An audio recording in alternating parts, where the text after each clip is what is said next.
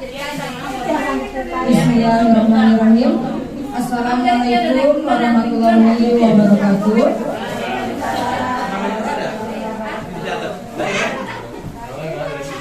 Bapak Ibu, pada kesempatan hari ini saya akan mendefinisikan mengenai budaya positif. Nah, Bapak Ibu, kira-kira kalau mendengar kata budaya positif, itu berkaitan dengan apa? Kebiasaan. Kebiasaan. Ada lagi? Berkelakuan baik. Selain itu, ada lagi? Ucapan. Ada lagi? Taat peraturan. Taat peraturan. Baik. Nah, yang dikatakan Bapak Ibu semuanya itu betul berkaitan dengan budaya positif.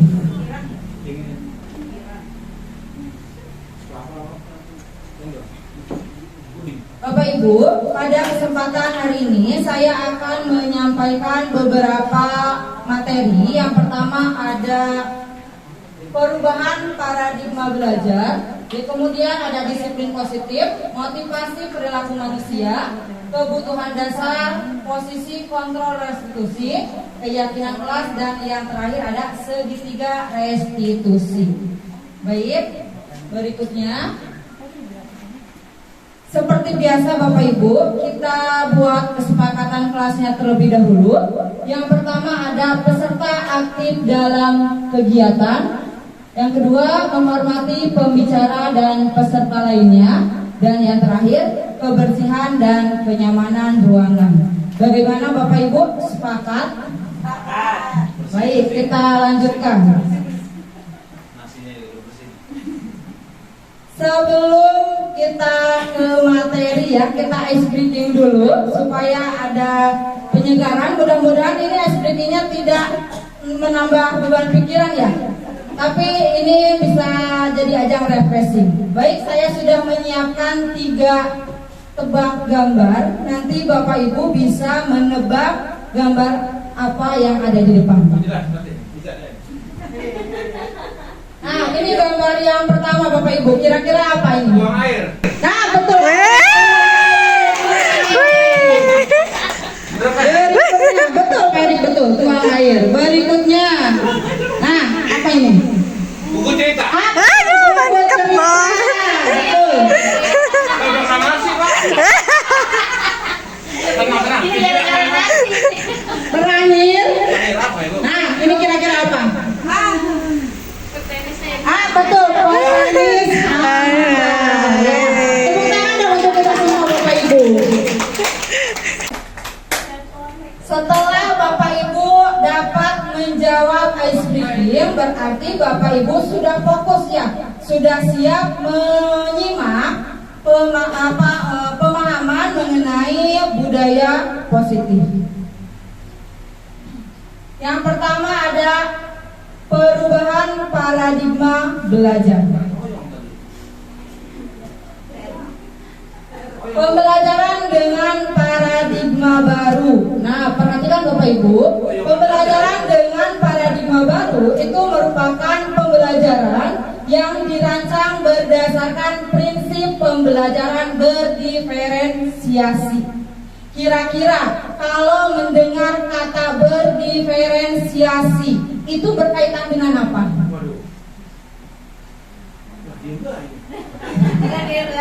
Berkaitan dengan belajar. Oke, ada lagi?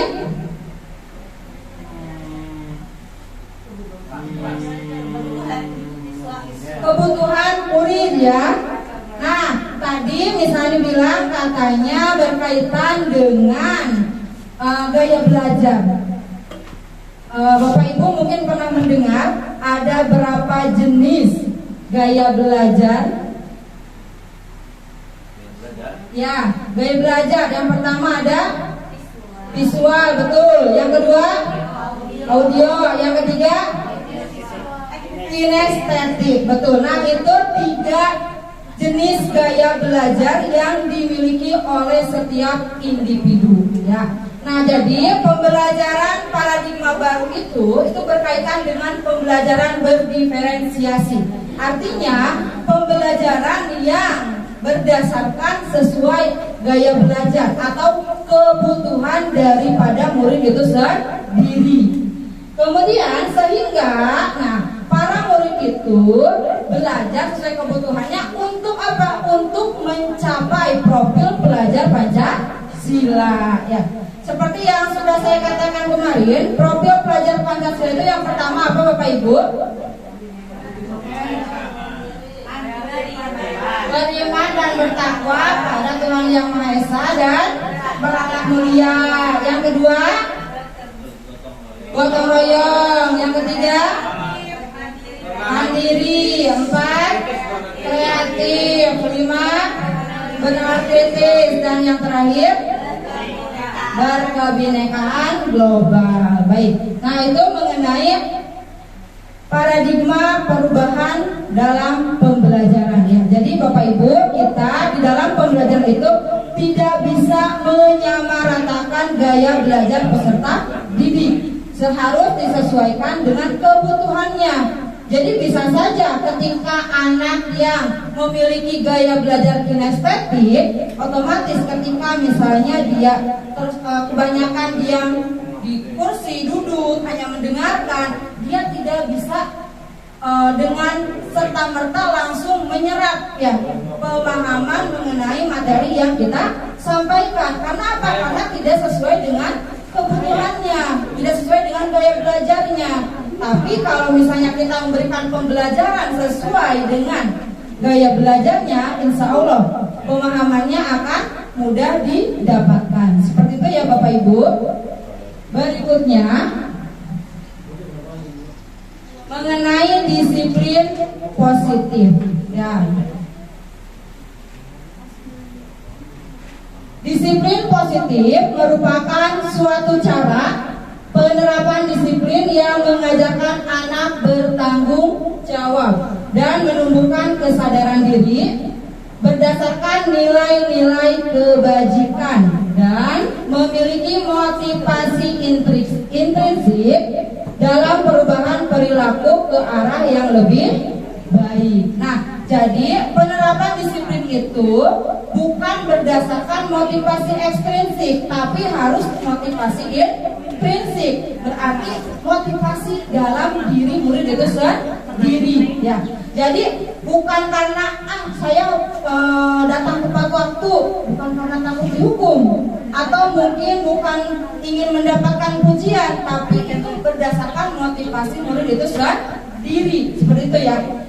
Misalnya kita nih Bapak Ibu, kalau masuk kelas misalnya kan kewajiban kita itu masuk kelas tepat waktu ya. Kemudian misalnya kita datang tepat waktu itu motivasinya apa? Apakah ingin dilihat oleh Bapak Kepala Sekolah ya kan? Atau memang ada kemauan dari kita sendiri gitu. Jadi yang bisa menilai motivasi itu ya diri kita sendiri gitu.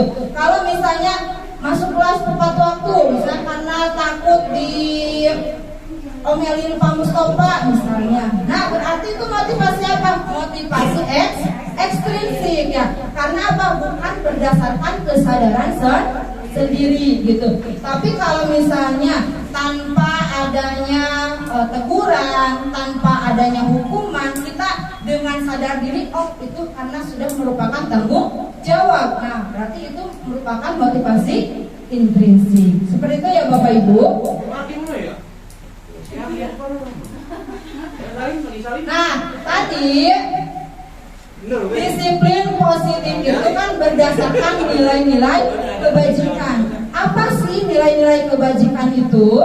Ya, nilai-nilai kebajikan itu nilai-nilai yang disepakati bersama, bukan berdasarkan agama, bukan berdasarkan suku ya, ataupun latar belakang. Jadi memang nilai-nilai kebajikan ini sudah disepakati oleh seluruh elemen. Seperti itu. Jadi tidak memandang budaya, tidak memandang suku maupun agama. Nah, di sini ada contoh-contoh nilai kebajikan. Yang pertama, ini sangat familiar dengan kita semua, ada profil pelajar Pancasila. Nah, ini yang memang sedang digaungkan oleh pemerintah supaya murid-murid kita itu memiliki nilai-nilai kebajikan berdasarkan profil pelajar Pancasila ya. Ada beriman dan bertakwa kepada Tuhan Yang Maha Esa, kemudian ada berkebinekaan global, gotong royong, mandiri, kreatif, dan bernalar kritis. Kemudian ada lagi selain berdasarkan profil pelajar Pancasila. Nah, toleransi, rasa hormat, kemudian integritas, mandiri, menghargai, antusias, kemudian empati, keingintahuan, kreativitas, dan lain sebagainya, itu juga merupakan ke dalam nilai-nilai kebajikan. Seperti itu ya Bapak Ibu. Dan yang terakhir ada berdasarkan keterampilan hidup atau life skill. Itu ada dapat dipercaya, lurus hati, pendengar yang baik, tidak merendahkan orang lain, dan memberikan yang terbaik dari diri. Itu juga merupakan nilai-nilai kebajikan gitu. Jadi nilai-nilai kebajikan ini memang sudah disepakati. Jadi tidak memandang suku, budaya, agama maupun latar belakang. Berikutnya ada motivasi perilaku manusia.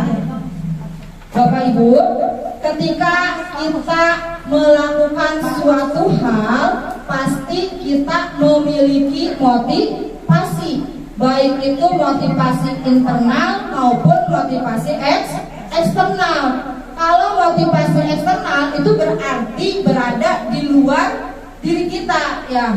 Tapi kalau motivasi internal itu murni berdasarkan kesadaran diri sendiri.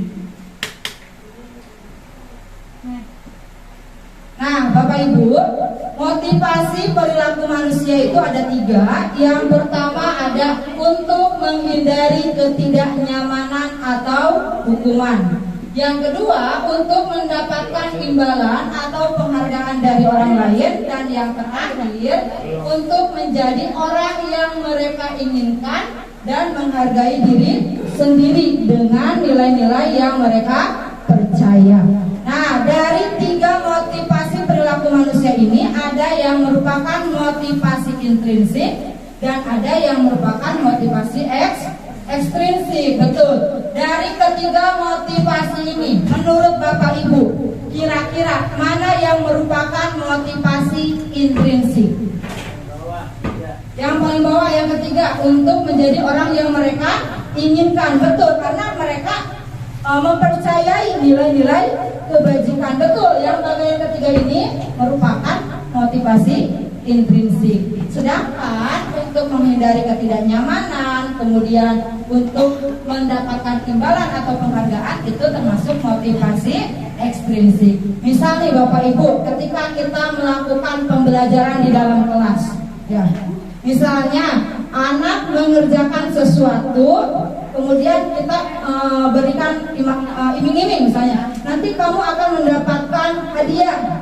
Atau misalnya siapa yang bisa menjawab pertanyaan dengan benar, kalian nanti akan ibu berikan hadiah. Nah, itu berarti kira-kira motivasinya yang mana Bapak Ibu? Ekstrinsik ya. Yang kedua untuk mendapatkan imbalan atau penghargaan dari orang lain gitu. Nah, kemudian kalau misalnya untuk menghindari ketidaknyamanan, kita sebagai Bapak Ibu guru ya, misalnya tadi sudah saya contohkan, ketika kita masuk ke kelas tepat waktu ya, itu berdasarkan apa? Kalau misalnya karena takut diworo-woro di grup sama Pak Mustafa ya, berarti itu karena takut apa? Hukuman atau teguran ya, berarti itu motivasi ekstrinsik ya. Tapi kalau misalnya kita menyadari, oh itu tanggung jawab saya ya, berarti itu termasuk motivasi intrinsik. Betul sekali. Berikutnya, nah ini perbedaan antara hukuman, konsekuensi, dan restitusi. Hukuman, Bapak Ibu, hukuman itu berbeda dengan konsekuensi, apalagi restitusi. Di sini sudah saya jabarkan kalau hukuman itu tidak terencana atau tiba-tiba atau bisa dikatakan spontan ya. Kemudian murid tidak tahu apa yang akan terjadi. Dan yang terakhir bersifat satu arah dan biasanya hukuman itu berupa ke fisik atau psikis. Jadi jangan mentang-mentang misalnya saya mah hanya memberikan hukuman, misalnya menyuruh anak untuk push up. Nah itu sudah pasti bisa dikatakan ke dalam kategori hukuman. Kemudian misalnya ketika anak tidak mengerjakan tugas atau tidak membawa buku paket, nah kemudian anak itu disuruh keliling ke setiap kelas.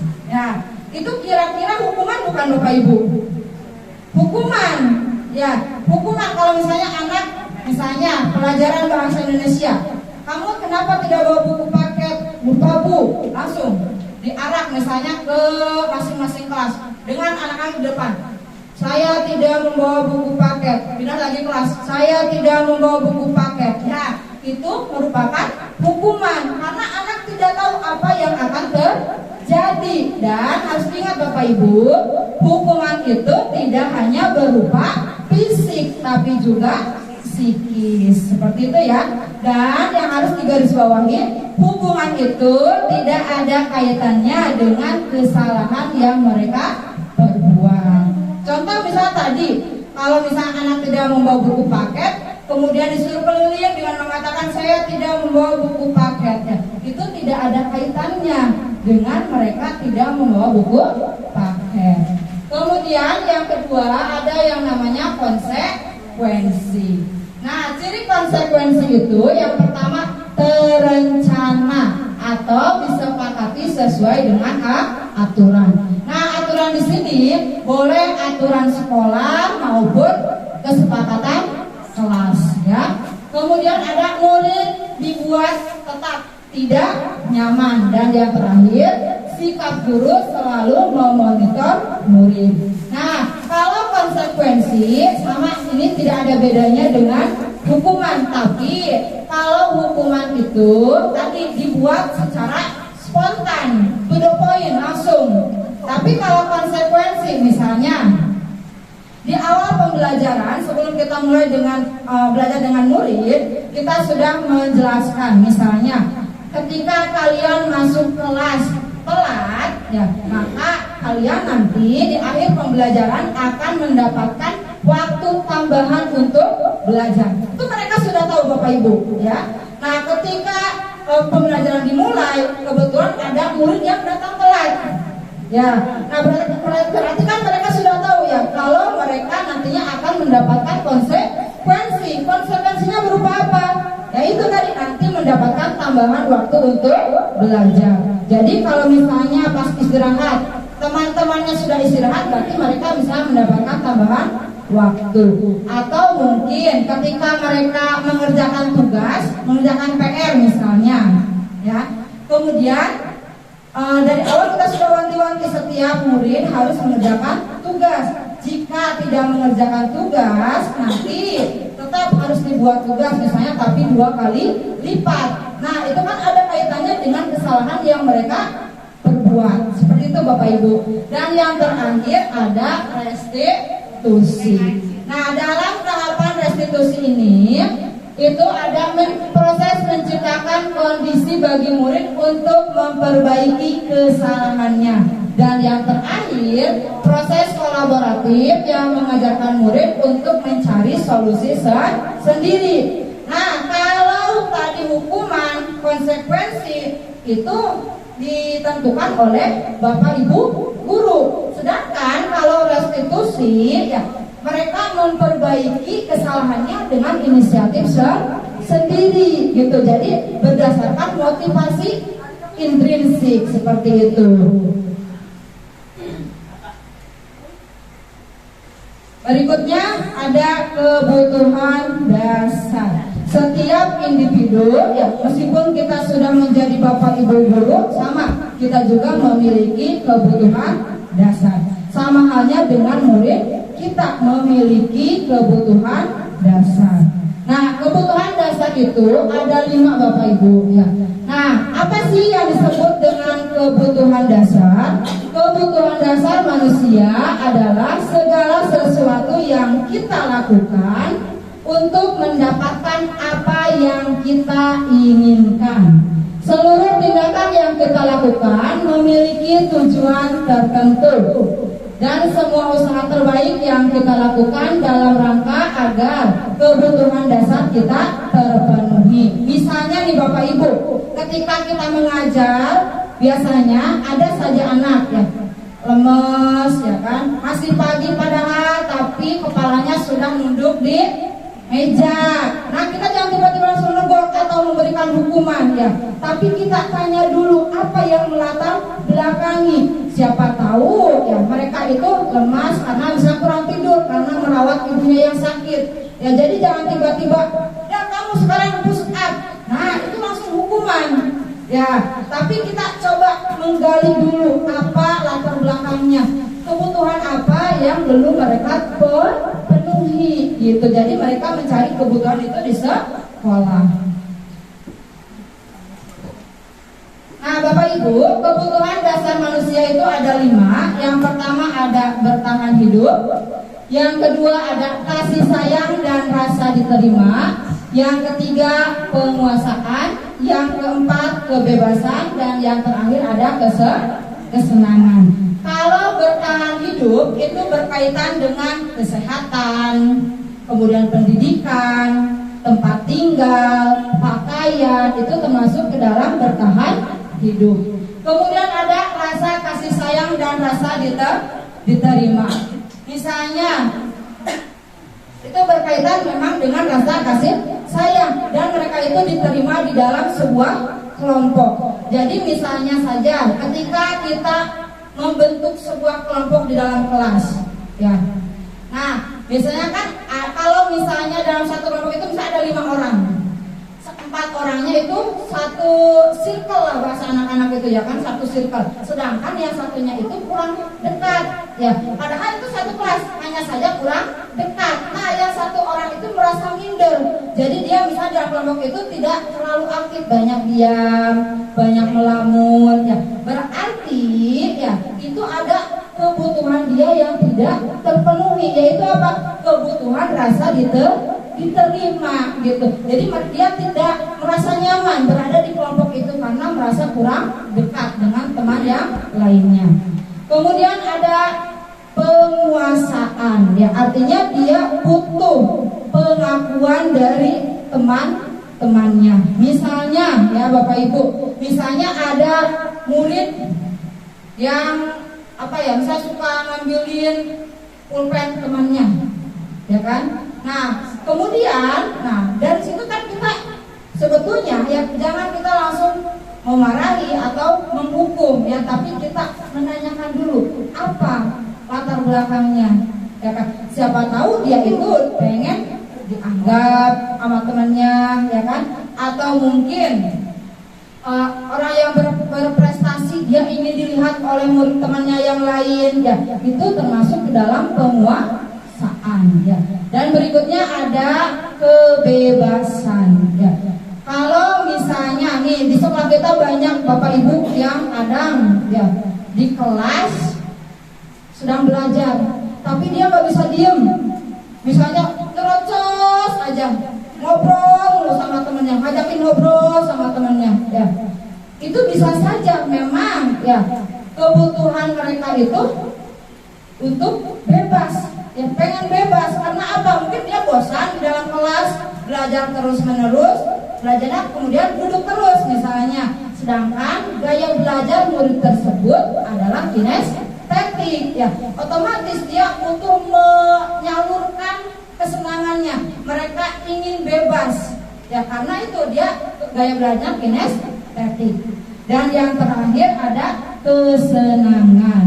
Nah ini bisa saja sama halnya dengan tadi anak itu ketika belajar di kelas ya kan, dia udah bosan, dia ingin keluar ya. Kadang mungkin gurunya keluar, muridnya juga ikut keluar ya. Karena apa? Dia bosan, dia tidak merasa senang berada di dalam kelas ya. Jadi dia mencari kesenangannya di luar. Bisa saja di luar ngobrol dengan kelas yang lain, atau mungkin lari-larian seperti itu Bapak Ibu. Nah Bapak Ibu, Ini ada studi kasus, ya. Ibu Zulaika, guru wali kelas 9H, sedang bingung menghadapi ulah salah satu murid di kelasnya. Tommy beberapa anak telah mengeluhkan Tommy yang sering meminta bekal makan siang mereka dengan paksa. Jika Anda menghadapi situasi seperti Ibu Zulaika, apa yang akan Anda lakukan? Menurut Anda, kira-kira apa alasan Doni melakukan itu? Tommy melakukan itu. Ya. Jadi dia katanya sering meminta bekal temannya. Nah, kira-kira apa tuh alasannya? Mari kita simpulkan ya berdasarkan 5 kebutuhan dasar tadi. Coba menurut Bapak Ibu, sebelum saya berikan penjelasan, menurut Bapak Ibu apa kemungkinan ya kebutuhan dasar yang belum terpenuhi oleh Tommy? Bertahan hidup, selain bertahan hidup. Penguasaan, selain penguasaan. Kesenangan, boleh. Ada lagi? Memungkinkan tidak dalam studi kasus ini satu masalah ya. Dia alasannya memuat 5 kebutuhan dasar. Memungkinkan ya. Nah, kita simak bareng-bareng.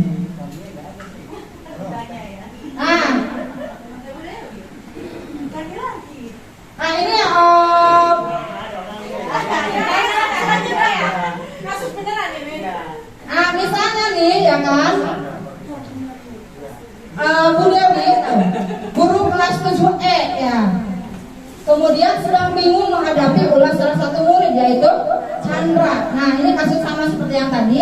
Kita langsung ke penyelesaiannya, alasannya. Nah alasan yang pertama nih Bapak Ibu, mungkin ya Chandra itu melakukan hal seperti itu karena dia merasa lapar. Betul yang dikatakan oleh Pak Kusai tadi, dia memenuhi untuk kebutuhan bertahan hidup. Karena apa? Karena orang tuanya tidak memberi uang jajan.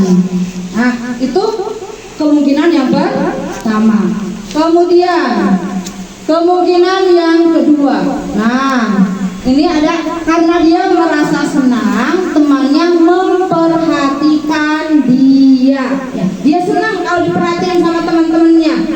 Nah artinya apa? Dia memenuhi kebutuhan rasa diterima dan kasih sayang, betul ya. Jadi karena dia tidak mendapatkan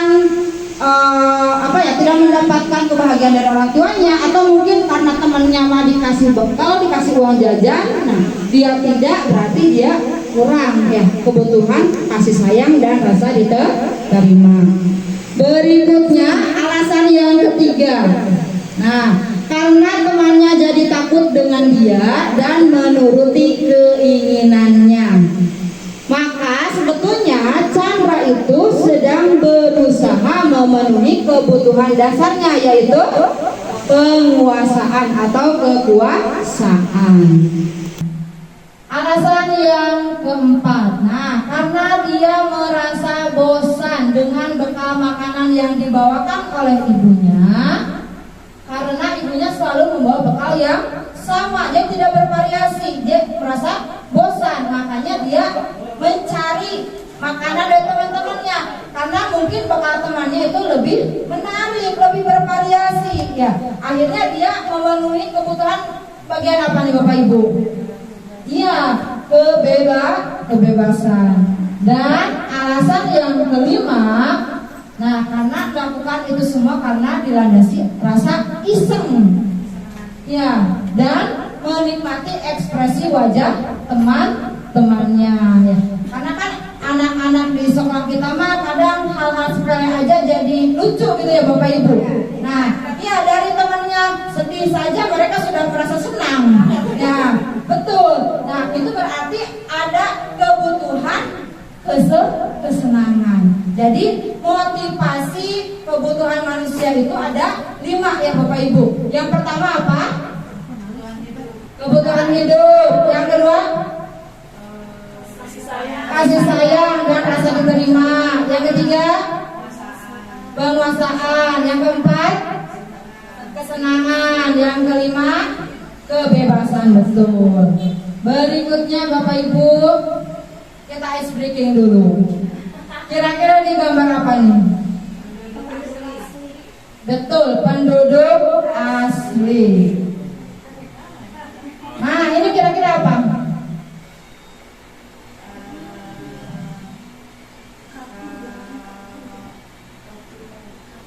Apa Bapak Ibu?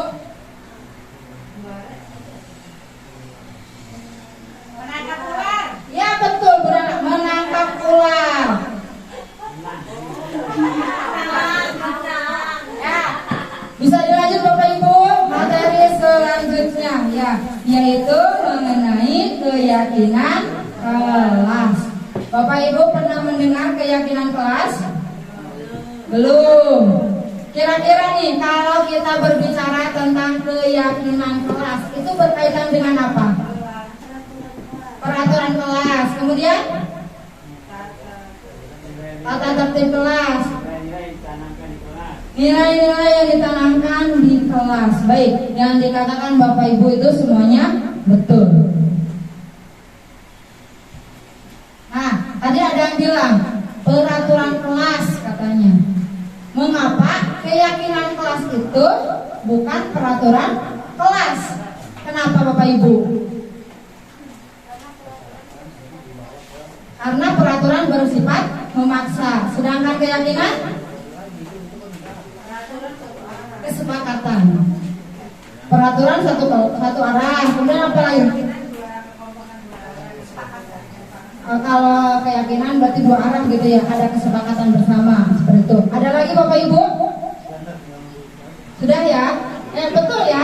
Jadi kalau peraturan itu kalimatnya itu ya itu negatif Bapak Ibu. Misalnya dilarang makan di kelas. Nah, itu kalimatnya negatif. Sedangkan kalau keyakinan kelas itu kalimatnya harus positif. Betul. Nah, Bapak Ibu, di dalam pembentukan keyakinan kelas ya, yang pertama ada bersifat abstrak. Yang kedua, berupa pernyataan universal. Yang ketiga, dibuat dengan pernyataan positif. Berikutnya, sedikit saja agar mudah diingat, sesuai dengan kondisi kelas dan sekolah sehingga mudah diterapkan. Dan yang terakhir, semua warga sekolah atau kelas dilibatkan dalam membuat keyakinan kelas. Nah, Bapak Ibu, berikut, nah ini saya sudah membuat kesepakatan kelas di kelas 7F ya. Nah, ini hasil tulisan mereka sendiri. Kemudian ini adalah dokumentasi saya ketika mereka menempelkan hasil tulisannya ya. Jadi pada pembentukan keyakinan kelas ini, saya meminta murid saya untuk menuliskan mereka itu di dalam kelas ya, mau bagaimana, atau mungkin belajarnya mau bagaimana ya. Karena kalau misalnya tadi peraturan kelas ya, itu kan dibuatnya dalam bentuk kalimat negatif. Sedangkan kalau keyakinan kelas itu dibuat dalam kalimat positif. Dan Bapak Ibu, dalam membuat keyakinan kelas itu tidak perlu banyak-banyak ya Bapak Ibu, karena itu mengandung nilai-nilai kebajikan yang tadi ya. Contoh misalnya kemarin itu di kelas 7F, anak-anak ada yang menuliskan jangan mencoret meja. Nah, itu kan kalimatnya negatif ya. Mereka menuliskan peraturan. Nah, kemudian mereka tempel di sini Bapak Ibu. Mereka tempel ya. Setelah ditempel ya, kemudian saya pindahkan ke sebelahnya. Saya golongkan berdasarkan nilai-nilai kebajikan ya. Misalnya ketika berkaitan dengan kedisiplinan, berarti kan ada yang abstrak ya. Itu apa? Misalnya disiplinnya bukan berkaitan misalnya saling menghormati ketika guru berbicara, berarti muridnya mendengarkan ya. Atau ketika temannya sedang memberikan pendapat ya, dia menghargai pendapat temannya. Kemudian ketika masuk ke kelas, mereka harus datang tepat waktu ya. Jangan sampai ketika pembelajaran sudah dimulai mereka baru masuk kelas. Nah, kemudian baru dibuatkan dalam bentuk kalimat. Ya, kemarin tuh kalau di kelas 7F, keyakinan kelasnya itu yang pertama, setiap murid harus saling menghormati. Gitu. Karena di kelas 7F itu kemarin pas disuruh menuliskan di sini itu mereka ada yang bilang jangan suka membuli. Jangan mengata-ngatain orang tua, katanya gitu. Berarti kan tuh harus saling menghormati Bapak Ibu. Nah, makanya kemarin itu keyakinan kelasnya itu salah satunya adalah setiap murid wajib saling menghormati. Berikutnya ada posisi kontrol restitusi. Tadi Bapak Ibu, bedanya restitusi dengan hukuman dan konsekuensi apa Bapak Ibu? Kalau hukuman ada sanksi, konsekuensi kesepakatan. Kalau Ibu Lola, hukuman tidak terencana, sedangkan konsekuensi terencana. Ada lagi masukannya Bapak Ibu? Hukuman sifat fisik, konsekuensi lebih mendidik, restitusi pilihan. Pilihan dari siapa Pak? Iya, pilihan dari diri siswa itu sendiri. Baik, posisi kontrol restitusi. Nah, ini biasanya ada miskonsepsi nih tentang teori kontrol. Yang pertama itu ada guru mengontrol murid. Ya. Di sini misnya itu biasanya saya kan guru. Kalian sebagai murid wajib nurut apa kata saya. Nah, itu sebetulnya miskonsepsi. Ya. Jadi jangan mentang-mentang sudah jadi Bapak Ibu guru semena-mena mungkin ya, atau memaksa murid untuk melakukan hal sesuai dengan kemauan Bapak Ibu guru. Kemudian yang kedua ada ilusi bahwa semua penguatan positif itu efektif dan bermanfaat. Ya, misalnya ketika kita memberikan apresiasi kepada murid yang telah mengerjakan tugasnya dengan baik, misalnya, ya kan? Nah, kita itu beranggapan, oh siswa itu mengerjakan tugas dengan baik karena hormatin sama kita, sama Bapak Ibu gurunya, atau mungkin karena tidak ingin membuat Bapak Ibu gurunya kecewa. Nah, sebetulnya teori kontrol itu ya, kita sebagai Bapak Ibu guru tidak bisa mengontrol murid kita. Ya, kontrol itu berada di individu masing-masing. Kemudian yang ketiga, ilusi bahwa orang dewasa berhak memaksa.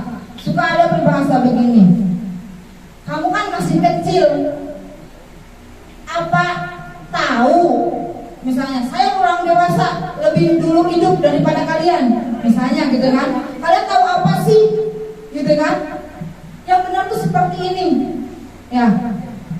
Dan yang terakhir,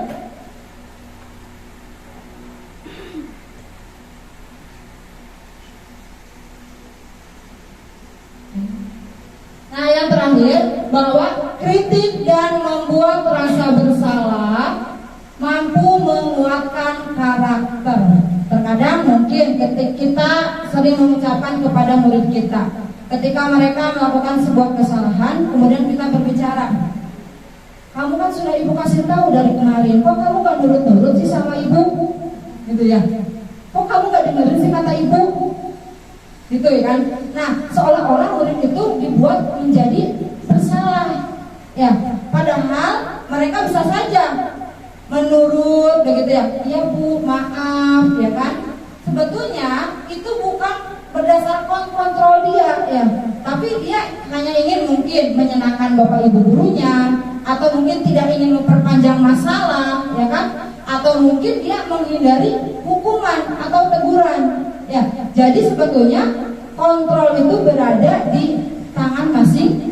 masing-masing. Misalnya saja kita punya barang, punya benda nih di tangan kita genggam. Kemudian misalnya dari genggaman saya ini, misalnya mau mengambil nih, pilihan saya kan ada misalnya mau memberikan atau tidak. Pilihannya kan ada dalam diri saya. Kalau misalnya saya tidak mau memberikan, ini kan ada kontrol di saya.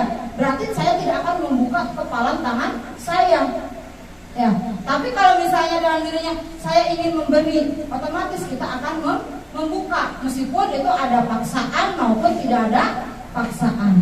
Seperti itu. Nah, Bapak Ibu, ada 5 posisi kontrol kita sebagai seorang guru. Yang pertama itu sebagai penghukum, yang kedua sebagai teman, ketiga pembuat rasa bersalah, yang keempat sebagai pemantau, dan terakhir sebagai manajer. Kita bercermin kepada diri kita sendiri. Sebelum kita bahas ya Bapak Ibu, kira-kira posisi kontrol kita itu selama ini ada di mana nih Bapak Ibu? Nomor 1, 2, 3, 4 atau 5? Bagaimana Bu Nana? 1, 3 semuanya sudah dilakukan. 1, 3, 4 semuanya mungkin ya. Terkadang kita merubah posisi kontrol kita itu sesuai dengan kondisi dan situasi gitu ya. Terkadang kita menjadi seorang penghukum, ya. Anak gak mengerjakan tugas, gak ngumpulin tugas, push up gitu ya. Anak tidak memakai atribut keliling lapangan, ya kan? Atau anak telat masuk kelas, apalagi gitu kan? Nah, terkadang kita itu sebagai seorang penghukum. Nah, yang kedua ada sebagai teman. Nah, biasanya kalau sebagai teman ini kita menganggap mereka itu teman, ya. Jadi kita juga menggunakan nada bicara yang rendah, ya kan? Dengan tatapan bukan yang melotot gitu ya, tapi dengan yang ramah lah sama anak, menganggap dia teman sendiri. Kamu gimana sih? Kan ibu udah bilang, udah nggak apa-apa, ibu maafin sekarang ya. Nah itu seorang teman. Kemudian ada lagi nih sebagai pembuat rasa bersalah. Kamu bagaimana sih Tom? Udah dikasih tahu sama ibu kemana suruh dibawa, kenapa nggak dibawa lagi? Ibu tuh suruh bilang apa ini kepada Bu Santa misalnya, ya kan? Ketika diminta mengumpulkan ijazah misalnya. Jadi mereka merasa bahwa mereka itu bersalah kepada gurunya karena telah berbuat seperti itu. Kemudian ada lagi sebagai pemantau. Nah, jadi kalau pemantau ini kita memantau peserta didik kita atau murid kita itu dengan ramah, ya kan? Kemudian diberikan pertanyaan-pertanyaan latar belakang kenapa mereka berbuat seperti itu. Nah, sedangkan nih tahap paling oke yang ada di sebagai manajer.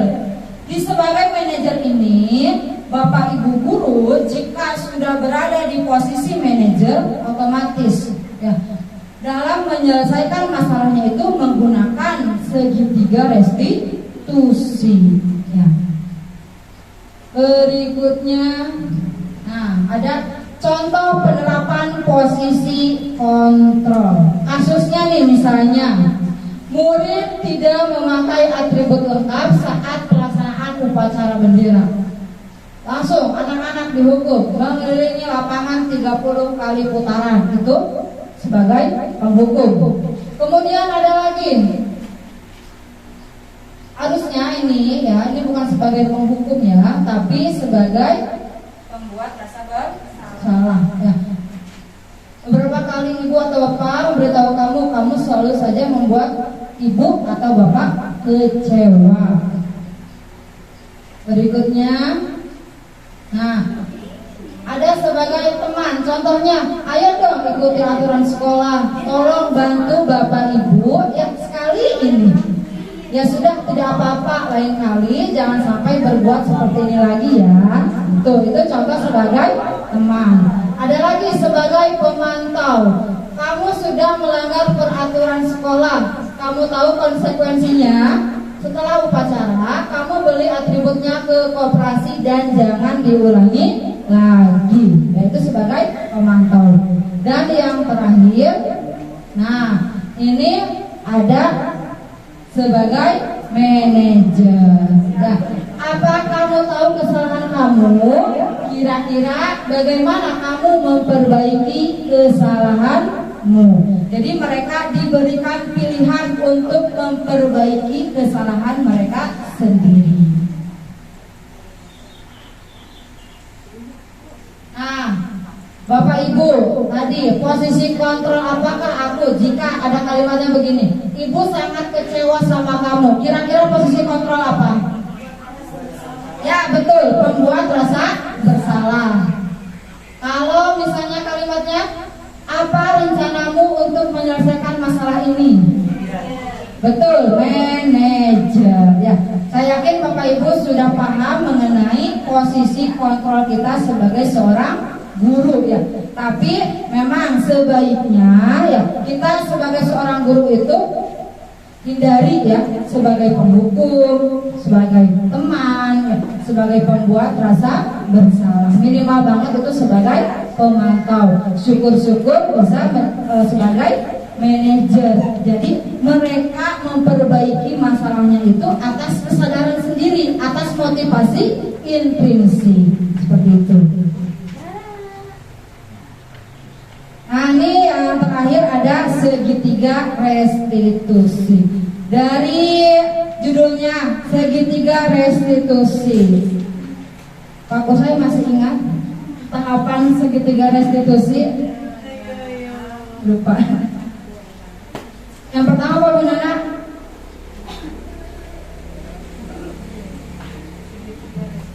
Ya segitiga restitusi. Ya, yang pertama menstabilkan identitas. Yang kedua, validasi tindakan yang salah. Dan yang terakhir ada menanyakan keyakinan. Nah, jadi segitiga restitusi itu suatu proses dialog yang dijalankan oleh guru agar dapat menghasilkan murid yang mandiri dan bertanggung jawab. Kenapa dapat menghasilkan murid yang mandiri dan bertanggung jawab? Kenapa Bapak Ibu? Kenapa dalam menyelesaikan masalah itu ya, ketika menggunakan segitiga restitusi dapat menghasilkan murid yang mandiri dan bertanggung jawab?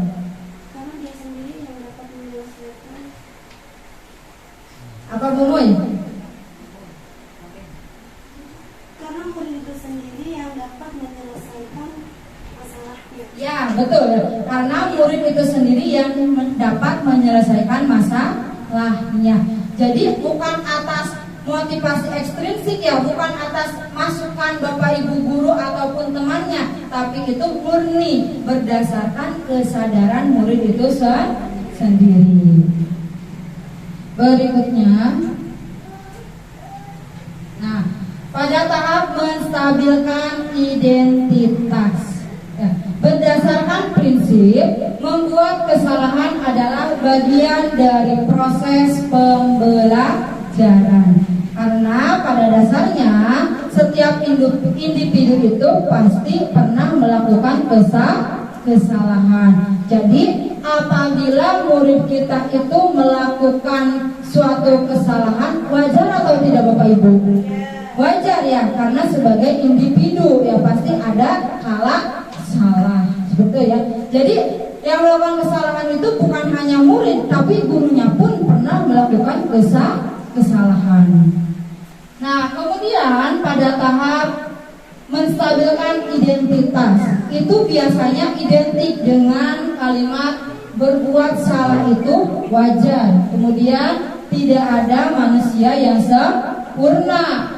Ada lagi, ibu bapak tidak mencari siapa yang salah, tapi ibu bapak ingin mencari solusi dari permasalahan ini. Dan yang terakhir, kamu berhak merasa begitu. Misalnya nih Bapak Ibu, ketika ada murid tidak membawa buku paket misalnya, ya, kira-kira kalau pada tahap menstabilkan identitas, ya, apa pertanyaannya kira-kira? Pertanyaan kita yang pertama diajukan kepada murid kita. Kenapa kamu tidak membawa buku paket? Alasan murid kita biasanya apa? Nah, alasan murid kita itu biasanya lupa ya Bapak Ibu. Tapi sebetulnya kita bisa menggali lagi ya alasan-alasan lain selain kata lupa ya. Bisa saja dia mungkin bangunnya kesiangan, jadi terburu-buru gitu. Karena saya pernah bertanya kepada murid ya, mereka itu bangun, ada yang bangun jam 7 kesiangan katanya. Jadi dia buru-buru sampai bawa buku pun salah ya, karena tidak dipersiapkan dari sebelumnya ya, atau dari semalam gitu. Nah kemudian setelah kita menanyakan itu, kemudian kita mendengar respon kita, misalnya merespon kita, misalnya saya malam tidurnya malaman Bu, jadi saya tadi bangun siang terus buru-buru gitu. Kemudian jawaban kita bagaimana nih Bapak Ibu? Kalau untuk menstabilkan identitas, bagaimana?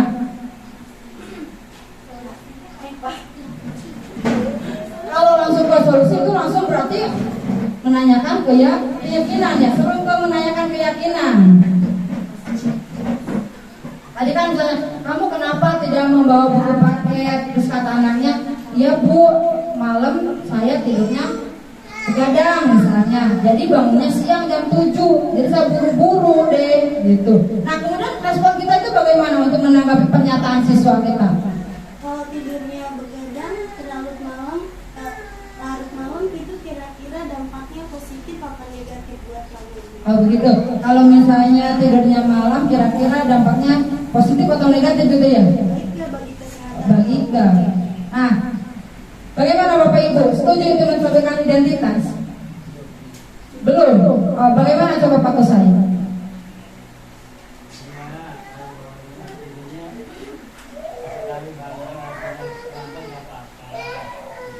Ya. Misalnya kita berikan pemahaman kepada mereka ya, nggak apa-apa kamu misalnya, iya sama ibu juga pernah kok mengalami bangun kesiangan gitu. Berarti kan mereka tidak sendiri ya, betul. Mereka tidak sendiri, artinya kita juga pernah melakukan kesalahan. Dalam menstabilkan identitas ini ya, kita berharap murid kita itu kembali ke kelompoknya itu sudah lebih baik daripada sebelumnya. Kemudian yang berikutnya ada validasi tindakan yang salah. Nah, berdasarkan prinsip setiap perilaku berupaya memenuhi suatu kebutuhan tertentu. Tadi ada berapa jenis kebutuhan manusia Bapak Ibu? Ada 5, betul. 1, bertahan hidup. 2, kasih sayang dan rasa diterima. Yang ketiga, kesenangan. 4, kekuasaan. Dan yang terakhir, kebebasan. Kira-kira nih, tadi kalau kasusnya dia kesiangan bangunnya jam 7, jadi lupa bawa buku paket atau salah bawa buku paket, berarti itu kebutuhan apa yang ingin dia dipenuhi?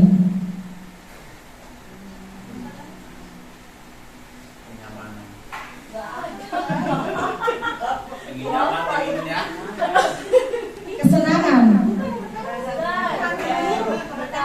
bertahan hidup. Iya, jadi dia butuh tidur yang nyenyak gitu ya, yang berkualitas. Oke.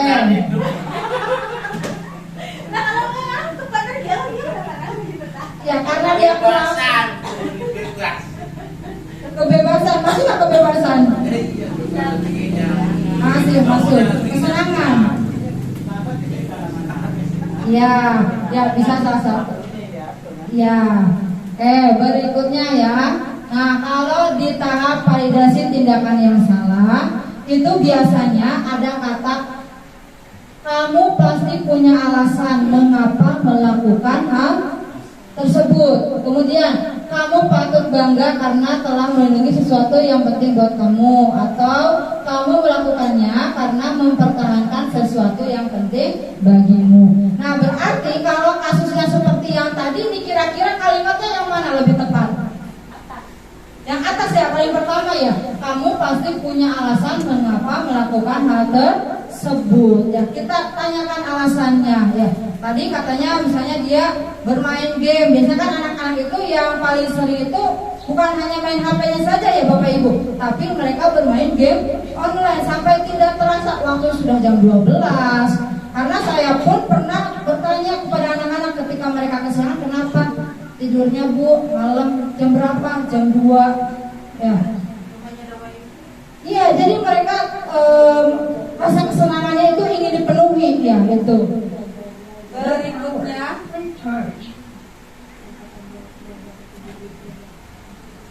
Berikutnya ada menanyakan keyakinan ya.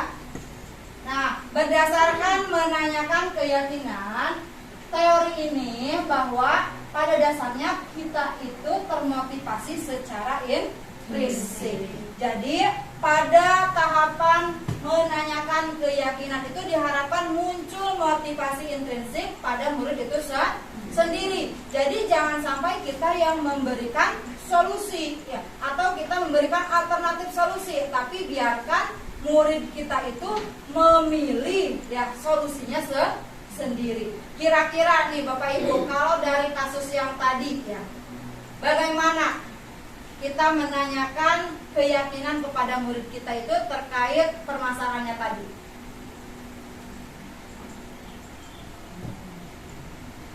Bagaimana kira-kira Bapak Ibu?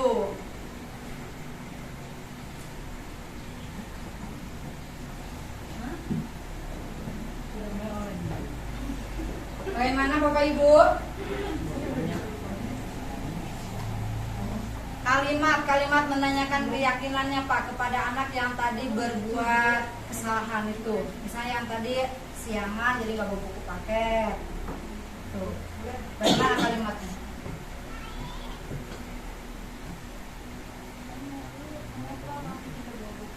Nah, itu kan tadi sudah disampaikan identitas. Jadi kan menanyakan alasannya itu ada di tahap validasi tindakan yang salah. Nah, kita di tahap menanyakan keyakinan. Kira-kira apa tuh kalimat yang akan kita lontarkan kepada murid kita? Ya.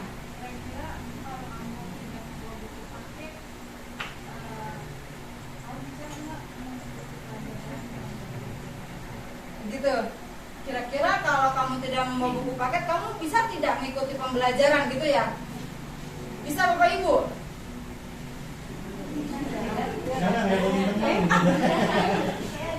Kamu penting gak sih pakai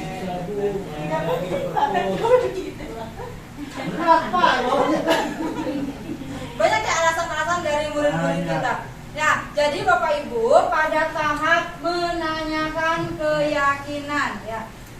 Ini itu pada tahap menanyakan keyakinan, apabila di kelasnya sudah punya keyakinan kelas, itu akan sangat membantu.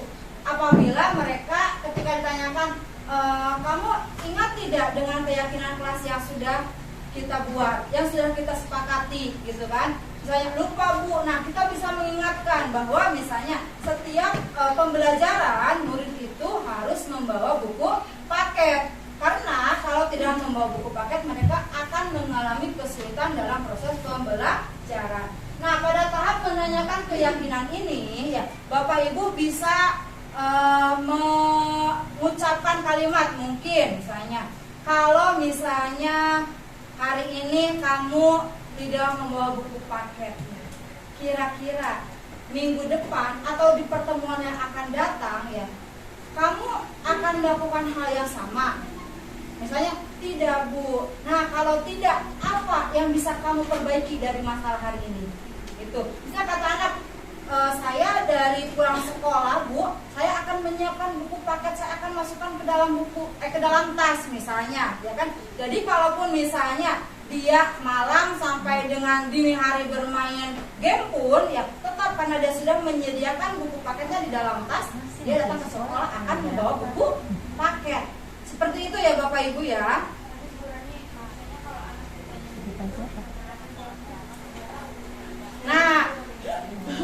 Nah betul. Memang di sekolah kita itu ya anak-anak tuh kalau ditanya nggak tahu Bu, lupa Bu, ya kan, itu saja terus kata-kata mereka. Nah, sebetulnya kita itu bisa menggali ya pertanyaan-pertanyaan yang lebih dekat, lebih mendalam. Nah, kebetulan kalau misalnya ada murid yang menjawab seperti itu, atau ada murid yang kalau ditanya tuh diem aja, ya kan? Nah, kita bisa memberikan mereka kesempatan. Ya, mungkin mereka belum merasa nyaman ketika ditanya, ya kan? Atau mungkin mereka itu tidak bisa mengutarakan dalam bentuk bahasa, ya kan? Jadi kita bisa memfasilitasinya kalau misalnya mereka nggak bisa berbicara, misalnya bukan dalam hal yang mohon maaf gitu ya, ada kelainan bukan, tapi misalnya dia kurang bisa mengutarakannya dalam bahasa dan percakapan, bisa kita sediakan misalnya tas mereka menuliskan. Tapi kalau misalnya menuliskan pun tidak mau, kemudian diberikan pertanyaan pun tidak menjawab, nah kita itu bisa kita bisa memberikan dia waktu sejenak untuk dia berpikir, untuk dia menyamankan dirinya. Nah, kalau bisa kita tanyakan lagi tapi dia masih belum mau menjawab, ya, kita ganti pertanyaannya. Ada nggak yang bisa Ibu bantu? Gitu, ya kan? Tahu nggak, misalnya di rumah kamu tinggal sama siapa? Ya kan? Kita gali lagi pertanyaannya sampai ada yang misalnya, saya tinggal Bu sama orang tua saya, ya kan? Orang tua kamu kerja, saya kerja, ya kan? Nah, kita kalau misalnya tidak mempunyai nomor teleponnya, kita bisa mintakan nomor teleponnya, atau kita bisa berkoordinasi dengan wali kelas. Ya, jadi supaya ketika kadang kan anak ada lupa ya Bapak Ibu. Nah, ketika anak mengalami hal-hal seperti itu, kita langsung bisa berkoordinasi dengan orang tua, ya. Memang ketika anak tidak langsung merespon pertanyaan kita, tidak merespon sikap kita, ya, kita juga agak sedikit mengalami kebingungan, ya. Karena apa? Ya karena itu tadi, kita juga keterbatasan waktu, ya kan? Kemudian keterbatasan memahami karakter murid itu sendiri, ya. Jadi mungkin dari mereka tidak mau menjawab saja Bapak Ibu, ya, kita harus mencari tahu dulu kebutuhan murid itu apa yang belum terpenuhi, atau mungkin orang tuanya karena sibuk bekerja, ya kan? Jadi dianya juga kurang merasa kasih sayang seperti itu, ya kan? Atau mungkin misalnya karena dia sering lupa, bisa minta diingatkan ya kepada Bapak Ibu gurunya, atau mungkin kepada temannya, atau bisa kita share di grup supaya murid kita itu menyiapkan segala macam yang diperlukan dalam proses pembelajaran. Itu ya Bapak Ibu. Nah, dalam menanyakan keyakinan itu, nah kita bisa menggunakan kalimat atau pertanyaan-pertanyaan seperti ini ya Bapak Ibu. Apa keyakinan kelas kita? Nah, kalau misalnya di kelas kita itu sudah ada keyakinan kelas atau kesepakatan kelas, itu akan memudahkan kalau anak lupa gitu. Nah, kemudian kamu ingin menjadi orang yang seperti apa? Ya, nah ini bisa dikaitkan dengan kalau murid kita itu tidak mau menjawab, bisa diem aja kan. Kamu tanya, misalnya kamu mau menjadi orang yang seperti apa? Ya kan? Kalau misalnya kamu tidak membawa buku paket, bagaimana kamu akan belajar? Ya kan? Kita berikan pertanyaan-pertanyaan pilihan lainnya seperti itu. Kemudian nilai-nilai apa yang telah disepakati bersama. Nah, kalau poin yang ketiga itu berkaitan dengan poin pertama, karena menanyakan keyakinan gitu. Dan yang terakhir, seperti apa gambaran sebuah kelas yang ideal menurut kamu? Misalnya, idealnya sih kalau belajar bagaimana, ya kan? Biasanya anak itu meskipun tidak mau menjawab, ketika dia diberikan pertanyaan begitu, kira-kira bawa buku paket itu kamu belajarnya gampang atau susah? Seperti yang dikatakan Bu Santa tadi, ya kan? Dia pasti akan menjawab, susah Bu. Susahnya kenapa? Kalau misalnya disuruh baca, saya nggak bisa baca Bu. Nah, itu kan akan muncul, nanti bisa terpancing lagi. Jadi kamu harus bagaimana kalau besok? Seperti itu ya. Jadi kita harus pintar-pintar mencari alternatif pertanyaan ya, atau pernyataan yang bisa mendorong munculnya rasa keinginan murid untuk mengungkapkan pendapatnya, seperti itu. terakhir, dalam penerapan program disiplin positif, hendaknya guru memiliki standar kepribadian, profesional dan sosial yang baik, di mana guru mampu merefleksi dirinya dalam posisi kontrol, among atau manajer yang menuntun muridnya menjadi insan yang mandiri, merdeka dan bertanggung jawab. Nah, ini berdasarkan pada standar nasional pendidikan. Jadi sebagai seorang guru, selain standar pedagogik yang harus kita miliki, tapi kita perlu kepribadian, profesional dan juga sosial. Karena dengan standar-standar tersebut ya, kita bisa menerapkan segitiga restitusi. Kalau misalnya kita memiliki sosial yang kurang baik, misalnya kita mengalami kesulitan dalam hal komunikasi ya. Apabila kita mengalami kesulitan dalam hal komunikasi, kemudian dihadapkan dengan murid yang tidak mau menjawab pertanyaan, ketika dijawab diam saja, ya kan, itu akan menambah kesulitan ya, akan mendapat hambatan. Tapi ketika kita mempunyai keterampilan sosial atau dalam bidang profesional gitu, itu dapat membantu kita mencari alternatif pertanyaan yang lain. Seperti itu ya Bapak Ibu. Nah, sekian yang dapat saya sampaikan. Terima kasih atas waktu dan kesempatannya. Mohon maaf apabila ada kesalahan. Billahi taufiq wal hidayah. Wassalamualaikum warahmatullahi wabarakatuh. Waalaikumsalam.